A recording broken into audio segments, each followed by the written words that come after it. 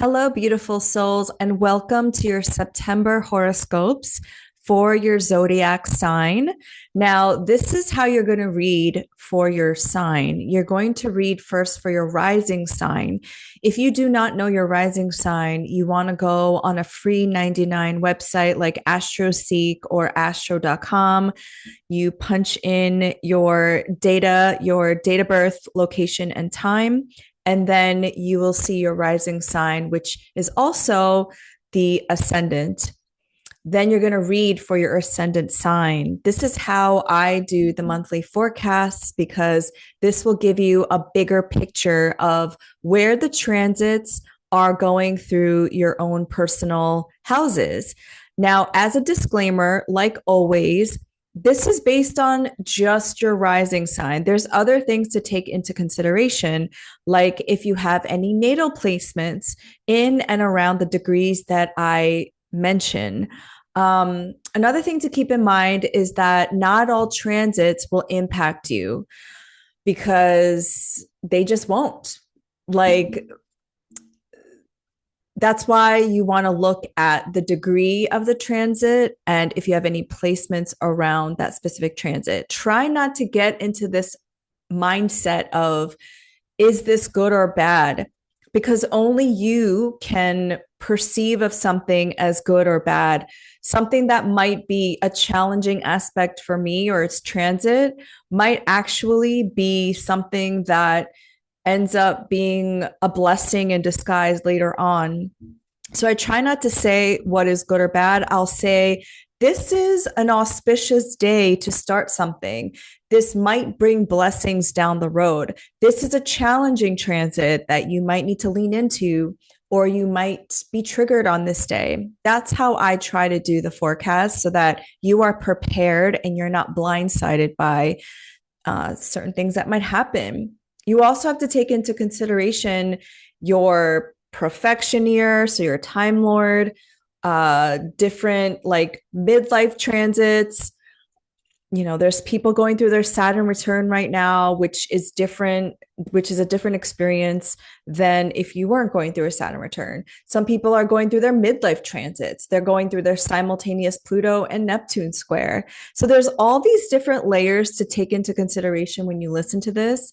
And like I said, collectively, 2025, we're all going through massive changes. We're all being asked to show up in different ways to really work through our own bullshit, to heal our trauma. And then individually, we can narrow that down to certain things that we are going to be focusing on in our own transits. So, if you want to learn more about your own specific natal chart, I am teaching Astrology 101. I opened up my star school that starts October 6th. It's a 12-week class. We meet for 2 hours every Monday between 12 and 2 p.m. And I'm going to teach you how to read your natal chart so that when you listen to the transits and you remember, oh, I have a 5-degree sun in Aries. So then next year, the Saturn and Neptune conjunction in Aries is going to impact me. Stuff like that. It's really important to understand your natal chart when you listen to these transits, because like I said, not all transits are going to impact you. And also not all transits impact people the same way. So that is one way you can go deeper with me. And I mean, obviously you're listening to this. So if you are a Patreon member, you're getting this at the top of the month. If you want to become a Patreon member so that you could receive this in the beginning of the month versus like when it's, we're already going into mid-month, then you can be in the North Node. I believe I call it the North Node tier. It's $10 a month. And you can also listen to the monthly forecast that I do with Stephanie Campos, which we go day by day, every single day of the month. In these monthly transits, I only really talk about the ones that would impact your rising sign, the most important ones. Obviously, the 2 lunations and any of your chart rulers, your planetary ruler changing signs or making significant aspects. If you want to come along with me every week in the forecast where I break it down day by day, that's free 99 on YouTube. But if you want to support my work, you can join the first tier of my Patreon, which you just pay $5. I think it's $5.55 a month to support my work. So that is how to engage with the content of the monthly forecasts. I obviously can't answer all of the questions you have if you are not a Patreon member. This is another benefit of being a member because if you're not a Patreon member and you're watching it in the general public, you're already catching this forecast in like mid-month when I've already, spent a lot of time putting this out for my Patreon members.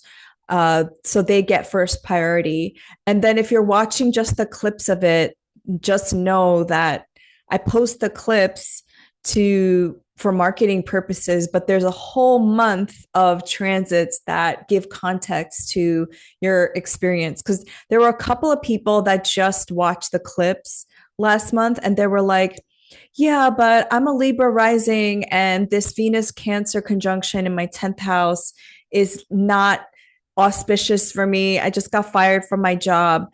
But if you had watched the full month forecast, I said that Venus and Jupiter, just because they're both benefics, doesn't mean that it's all going to be like rainbows and butterflies. So those are the disclaimers. Thank you so much for being here and thank you so much for supporting my work. Let's get to your sign.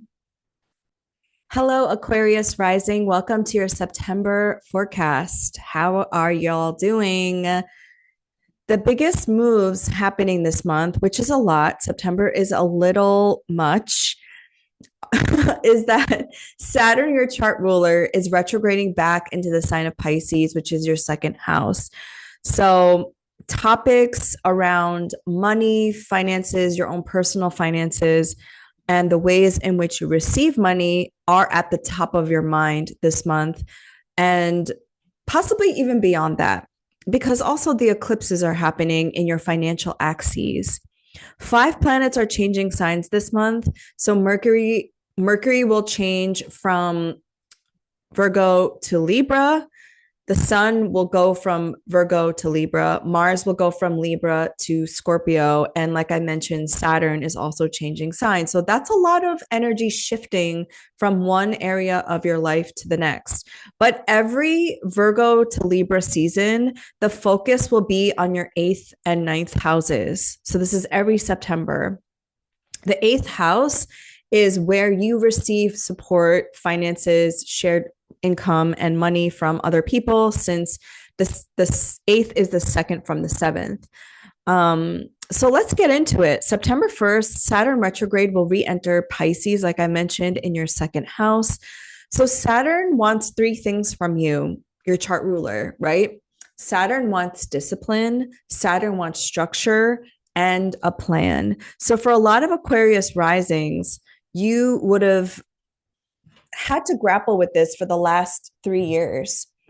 And then shit got real when the eclipses started happening since last fall of 2024. And now that Saturn is back here, you're finishing up the story. You're wrapping something up. And later on in the week, you have a total lunar eclipse in the sign of Pisces. So a lunar eclipse is a full moon. Some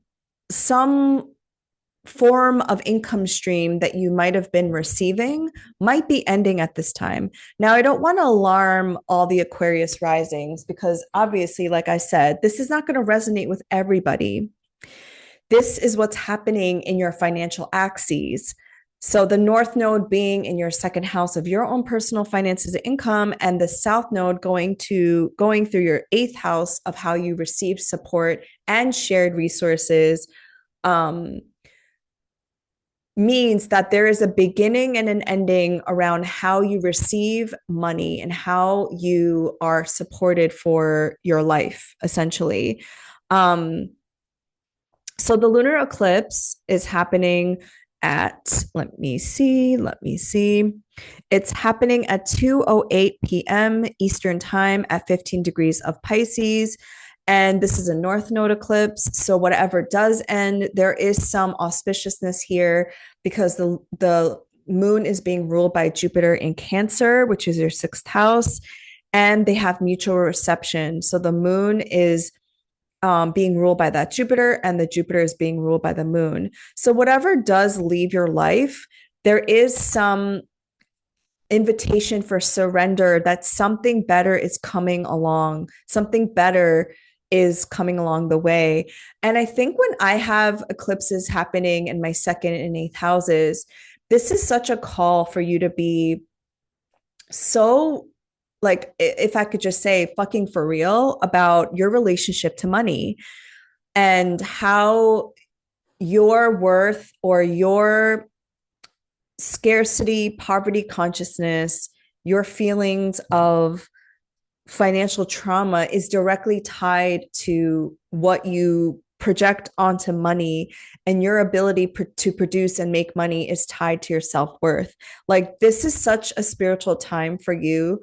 Everything is spiritual, but because of capitalism, we've tied money with our sense of self-worth and our sense of well-being on this planet. And this is a time where you're going to be maybe triggered in many ways to get real about what money actually is and what money is actually used for. So, whatever income you lose at this time, it is getting you to really look at maybe even, who are you without money? Who are you without your title? Who are you if you can't say that you have a steady stream of income? Again, I don't want to scare any Aquarius risings, but I'm just being real with you that having eclipses in the financial houses could bring this type of financial turmoil. So Saturn coming into the second house is asking you to make a plan. It's asking you to save. It's asking you to really look at the fears around money and how you personally are tied to it, since Saturn is your chart ruler. Going back to September 2nd, Mercury will ingress into the sign of Virgo, which is your eighth house. So again, financial issues, financial topics will come up at this time. The eighth house is a hidden house. It's a house that speaks about shared resources, shared income, debts and loans, money you receive in assistance and support. If you are married or if you have a partner, this is the money that you share with your partner, since the eighth is the second from the seventh. Mercury rules your fifth house and also your eighth house. So Mercury coming here in its exaltation, in its domicile, you might just be thinking of other streams of income that you could be doing, maybe something that's tied to your hobby, something that you can make personally. But yeah, the eighth house is one of those houses that is in an inconjunct to you. It does not witness the first.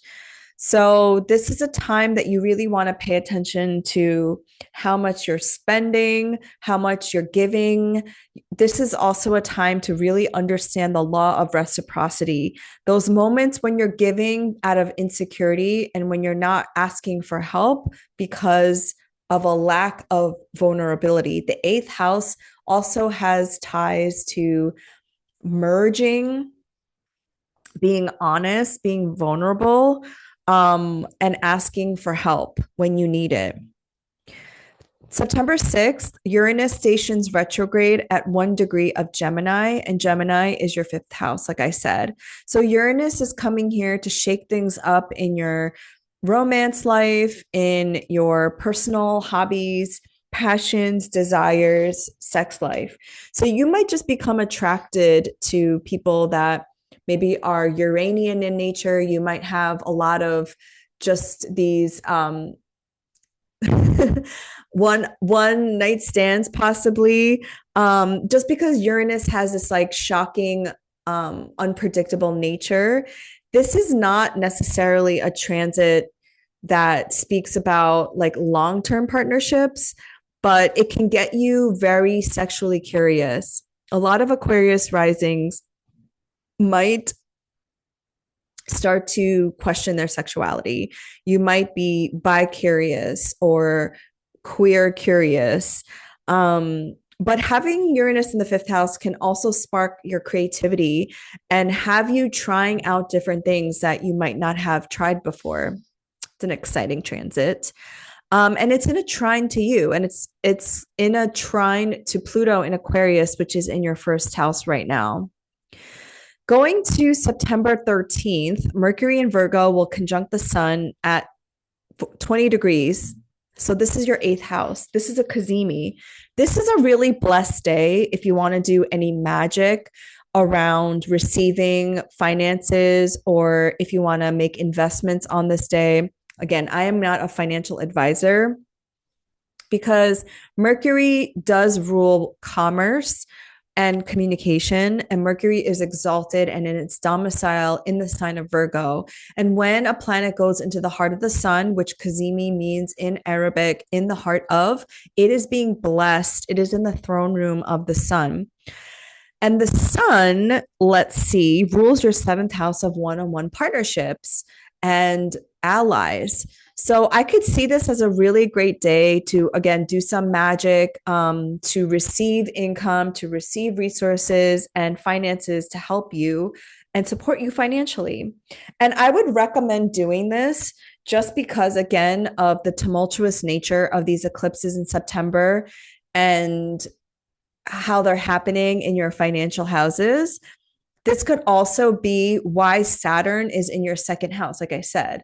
You need to create a plan. You need to have more structure in the ways in which you receive money. So this could mean for a lot of Aquarius risings to build up a flow, a workflow. So you have an email list and you build up your email list so that when you announce something like something that you're offering, and this is if you're entrepreneurs, right? Which I think a lot of Aquarius risings are going to be entrepreneurs just because you're, Aquarius. So you're very future forward thinking. You are at the forefront of our revolution and you're breaking down the systems and you're making things democratic and you're sharing resources, right? In a horizontal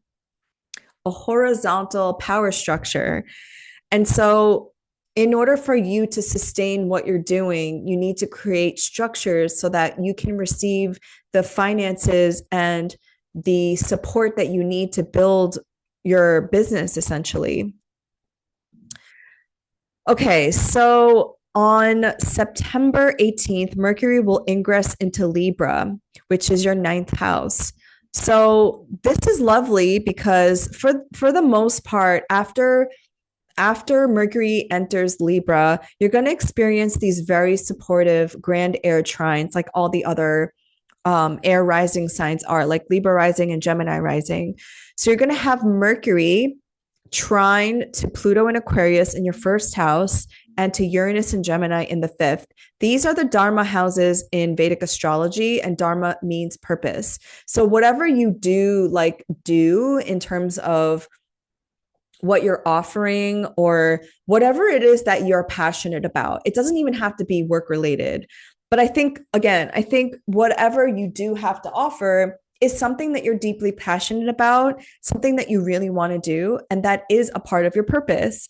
So Mercury being here, make sure you announce something, make sure that you're sharing, you're disseminating information, and whatever it is you're offering, whatever your passions are, that you're sharing them, please. Because on September 9th, Venus will move into Virgo in your eighth house.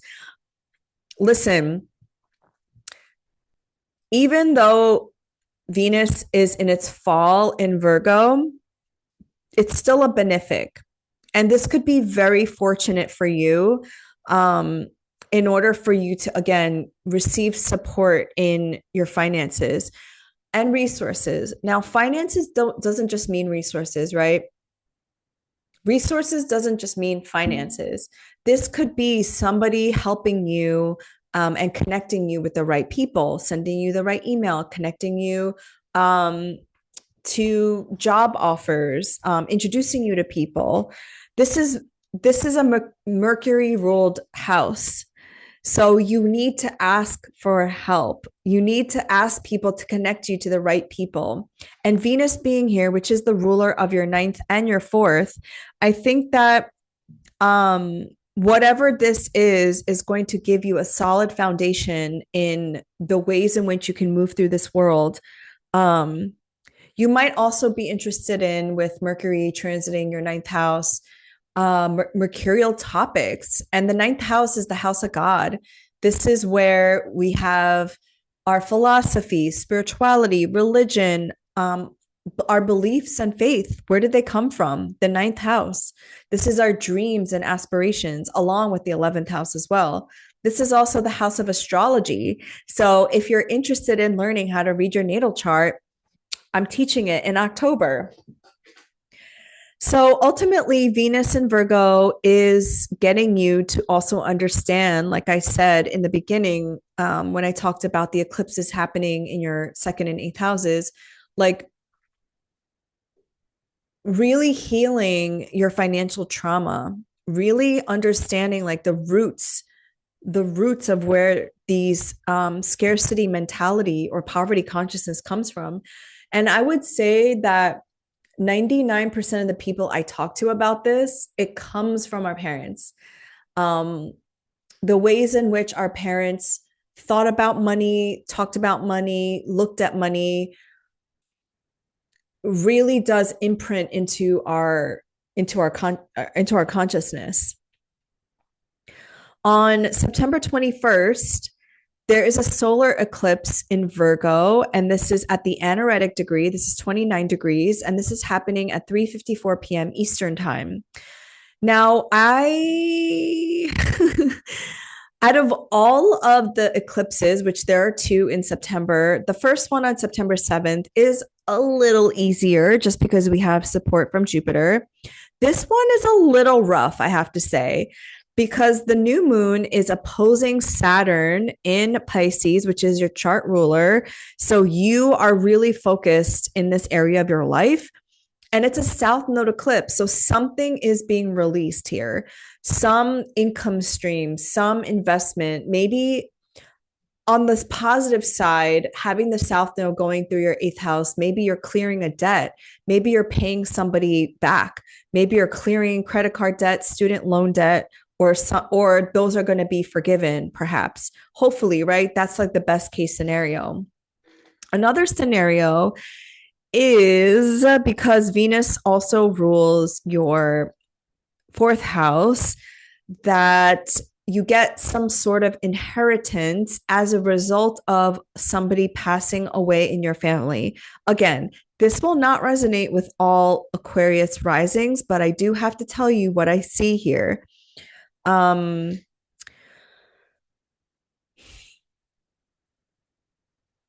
ruler of this solar eclipse is Mercury in Libra. So you're being asked to have faith and surrender, right? Since this axis is about spiritual, it's very spiritual, Pisces and Virgo, which is another very spiritual sign. You might feel inclined to also purge a lot of stuff around this time. You want to clear your home. You want to purge old clothing. You want to get rid of shit you don't need. But essentially, something is ending and beginning in your financial sector, the eighth house. Now, you might get into the occult. Like I said, the ruler of this solar eclipse is in your ninth. The ninth is the house of God. It's also the house of, like, again, spirituality, spiritual modalities. And the eighth house is the house of the occult. So you might be inclined to have a therapy session or consult a tarot card reader or an astrologer and just get more insight into your personal development at this time. On September 22nd, Mars will ingress into Scorpio. And on the same day, this is the equinox when the sun enters Libra. So, Mars entering the top of your chart is going to make you way determined and focused on your career sector, your job, and advancing your career forward in some way. This could also be having some issues, maybe with a boss or manager of some kind. Now, in the shadow aspect of Mars in Scorpio, this could be obsession, revenge, but when channeled in the right way, this could just be determination in your career. And then obviously this is the equinox. So the sun has its joy in the ninth house. So I think a lot of Pluto risings, yes. If you have your ascendant degree in and around like 0 to 5 degrees, you have Pluto right on your ascendant. So you're going to be curious around transformation. You're going to be curious around how to better yourself because clearly something is happening in your physical body and your perception of yourself. Now, the second week of September is really lovely. It's very like I said, because you're an air rising sign. And the same is true when the sun ingresses into Libra, and then the sun will make a trine to Uranus. Similar to what happened with Mercury, the sun will make a trine to Uranus and Pluto and Aquarius. And so they're all being connected in this way. And I really love this because I think Aquarius risings are really finding their footing in what they're meant to be doing, their purpose, their passions. And now the missing link, the missing key is how to make money from this, how to receive funds from this. And when you all find this out, you will be the ones to share with the collective how to do this, because so many people are trying to divest from the systems, right? There's this viral, sorry, I'm going off in a little side quest tangent right now. There was this viral video on TikTok about the founder of the cutting room floor. I don't know if some of you listened to that podcast, but she had a job opening for an office manager, assistant person, full-time in New York City, in person, no health benefits or anything like that, for $55,000 a year. And the internet went crazy because that is not a living wage in New York City. So many people, though, have to take jobs like this because of capitalism, right? You have to work to survive here. But at the same time, that's not a living wage. So I believe Aquarius risings are so future forward, right? They build systems, the mycelium network. They are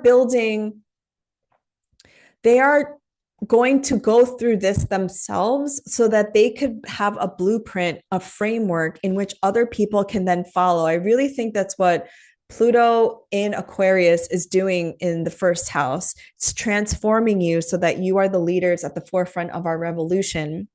And so when you figure this out, hopefully you're going to share this wisdom with other people. And I think that is what all of these transits are really supporting you in the month of September with. I know it's not easy, but once you figure this out, there's no turning back. And by the way, I have natally the nodes in my second and eighth houses. And so I feel the pain of this transit for you. Now, the last transit, which is a little challenging, is Mars in Scorpio will square Pluto retrograde in Aquarius at 1 degree. So there's some conflict going on with your career sector, your job, what you're known for, and you. And Mars is in its domicile in Scorpio, and it is in an overcoming square to Pluto in Aquarius. So just be very careful on this day. Out of all the signs, I would say you and Scorpio risings need to be careful because Mars has a cutting energy. It's literally like the scorpionic pincer. And when you have this kind of transit in your first house, this could be bodily harm. This could just be a freak accident. So I just want to warn you on September 24th just to take extra care.